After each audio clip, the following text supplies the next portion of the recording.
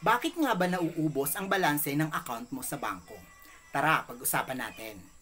Ang mga bangko ay may pulisiya sa dormant accounts na karaniwang nangangahulugan na kung hindi mo ginagamit ang iyong account sa loob ng isang tiyak na panahon, ito ay magiging dormant o inactive.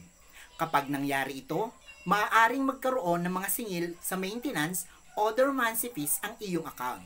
Sa Pilipinas, ang bangko ay may iba't ibang pulisiya sa dormant accounts. Karaniwan, kung ang account mo ay hindi ginagamit sa loob ng 1 o 2 taon, ito ay magiging dormant. Pagkatapos, maaaring magsimula ang bangko sa pagdidak ng dormancy fees o maintenance fees sa iyong account. Ang mga dahilan ng pagkaltas ng balanse sa dormant account ay ang mga sumusunod. Una, dormancy fees. Ito ay mga singil na ginagawa ng bangko sa mga account na hindi ginagamit sa loob ng matagal na panahon. Pangalawa, maintenance fees. Ito ay mga singil para sa pagpapanatili ng account kahit na hindi ito ginagamit. Upang maiwasan ang pagkaltas ng mga balanse, maaari mong gawin ang mga ito. Una, regular na gamitin ang iyong account. Pangalawa, i-update ang iyong account information.